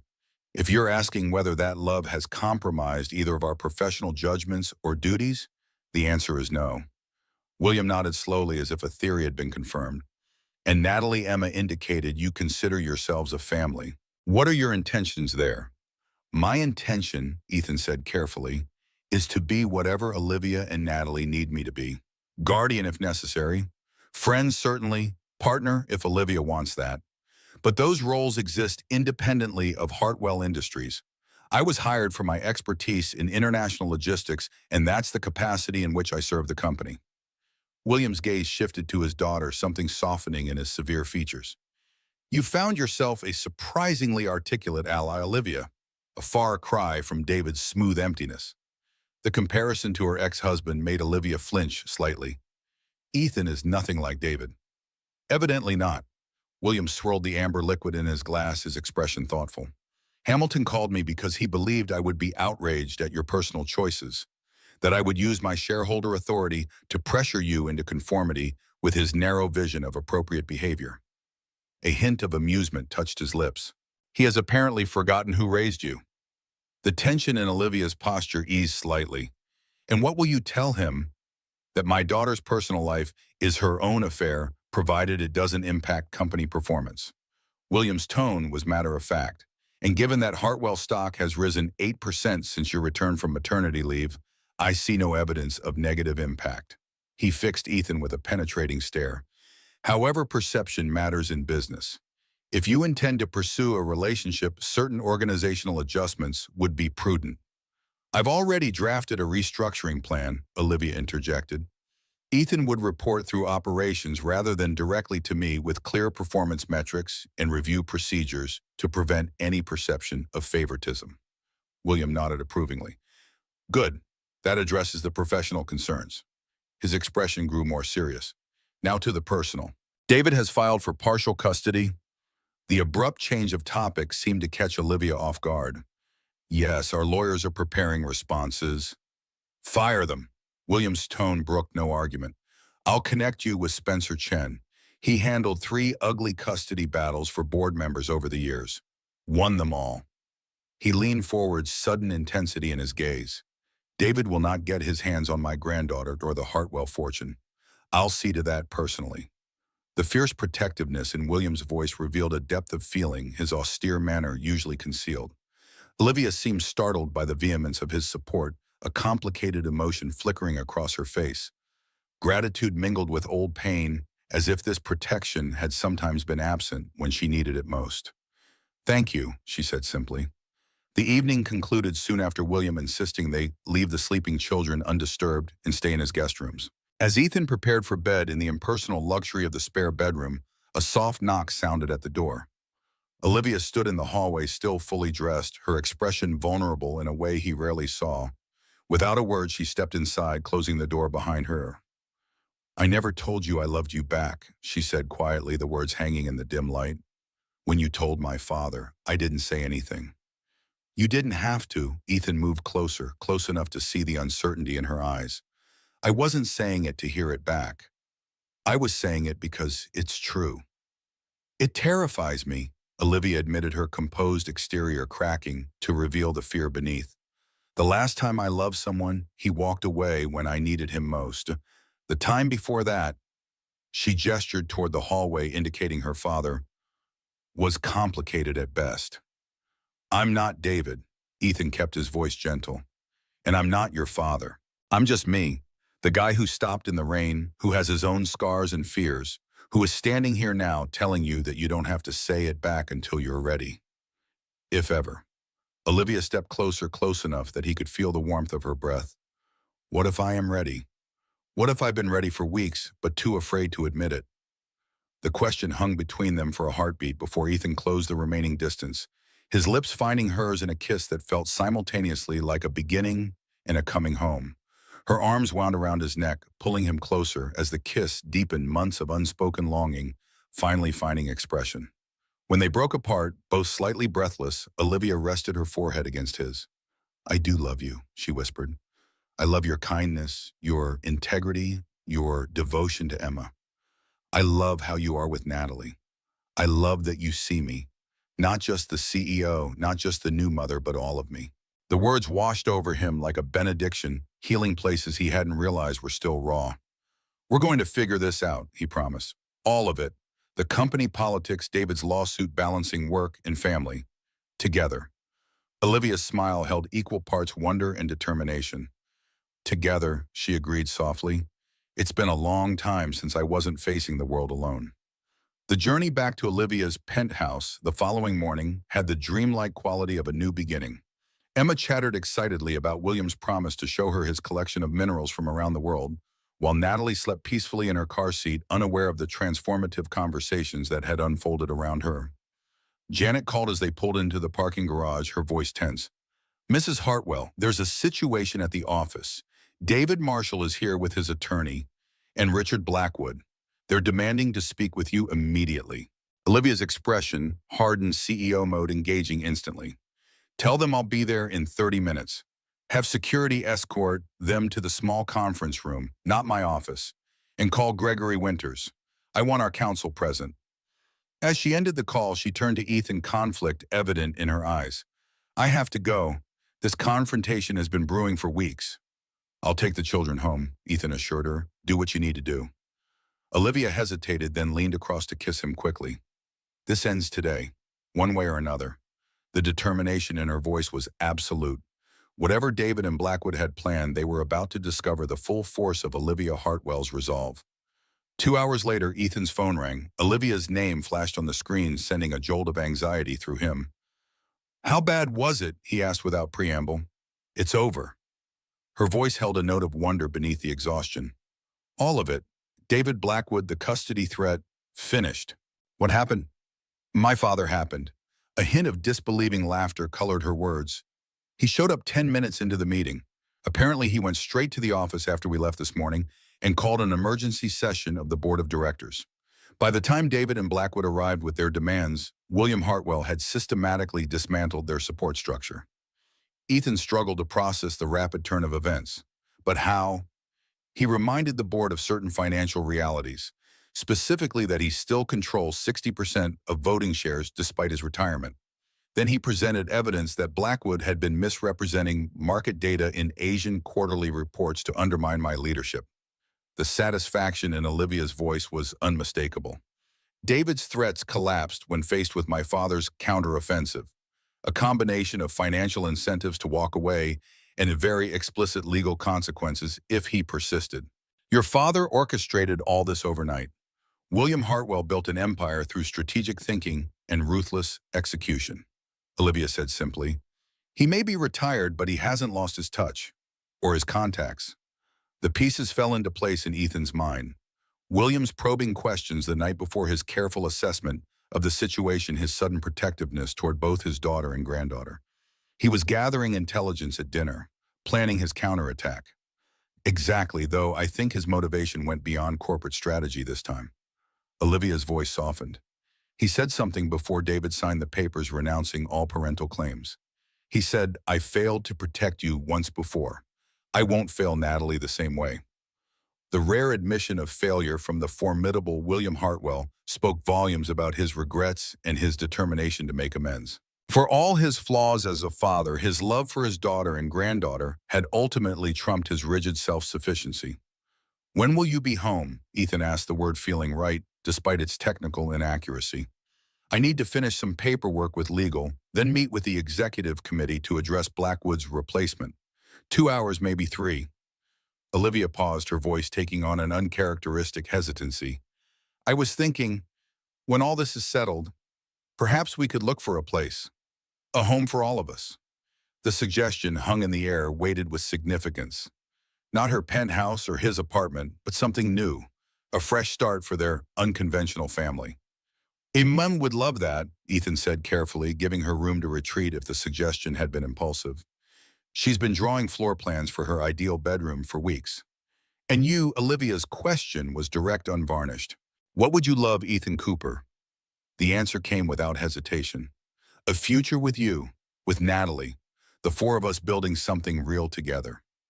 He paused, then added quietly, "Everything else is just details."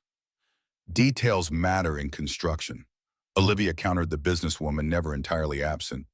"But the foundation matters more, and I think our foundation is solid. Built on one decision, one rainy morning, one pregnant stranger who turned out to be so much more than she first appeared. Built on Emma's generous heart and Natalie's tiny grasping hands. Built on second chances and the courage to trust after devastating loss." 3 months later, on another rainy Chicago morning, Ethan stood in the kitchen of their new home, a spacious brownstone in Lincoln Park with room for Emma's scientific experiments and Natalie's growing exploration. Olivia moved around the island, coffee in one hand, briefcase in the other, reviewing her schedule for the day with practiced efficiency. Board meeting at 10, lunch with the Japanese distributors at noon, conference call with London at 3. She paused to kiss Natalie's head, where the now 6-month-old sat in her high chair, happily mashing banana between chubby fingers. "And dinner with us at 6:30, Martin," Emma reminded her solemnly, looking up from her bowl of cereal. "You promised to help me with my new volcano design. This one's going to have multiple chambers and different colored lava." "I wouldn't miss it," Olivia assured her, her smile warm and genuine. "Multiple chambers sounds ambitious. We might need your grandfather's input on the engineering." William had become a regular presence in their lives, his initial formality gradually softening into genuine affection for Emma and absolute devotion to Natalie. He'd even begun mentoring Emma in basic business concepts, delighted by her quick mind and boundless curiosity. As Olivia gathered her things to leave, she paused by Ethan, their morning goodbye routine now comfortably established. But instead of the usual quick kiss, she lingered, her expression suddenly serious. "I've been thinking," she said quietly, just for him, "about what you said that night at my father's, about being whatever Natalie and I needed you to be." Her eyes held his steady and certain. "I know what I need you to be now." "And what's that?" Ethan asked, heart suddenly racing, despite the ordinary domestic scene around them. "Mine," Olivia said simply, "officially, permanently." She reached into her pocket and withdrew a small velvet box. "I know this isn't traditional, but then neither are we." She opened the box to reveal a platinum band, elegant in its simplicity. "Ethan Cooper, will you marry me? Will you help me raise our daughters and build a life that neither of us thought we'd have out again after we lost so much?" The question echoed in the kitchen, Emma's wedge spoon frozen midway to her mouth as she registered what was happening, Natalie babbling happily in counterpoint to the momentous words. Ethan looked at the woman before him, CEO, mother, survivor, partner, and at the family they'd created from grief and chance and courage. From one decision one rainy morning, one pregnant stranger who had become the center of a world he never expected to find. "Yes," he said, the word encompassing a universe of meaning. 1,000 times yes. Emma's cheer broke the solemnity of the moment as she launched herself from her chair, wrapping her arms around both adults. "Finally, I've been waiting forever." Natalie, not to be left out, banged her spoon enthusiastically, sending banana flying across the kitchen and drawing laughter from all of them. And in that ordinary moment of chaos and joy, breakfast, half eaten and workday about to begin, Ethan recognized the miracle they'd built together, a family forged not from obligation or convention, but from choice. From stopping in the rain when it would have been easier to drive past. From opening doors when it would have been safer to keep them closed. Sometimes the smallest decisions change everything. Sometimes the heaviest rain brings the most unexpected blessings. And sometimes when you least expect it, the road ahead suddenly makes perfect sense. Not despite the storms you've weathered, but because of them.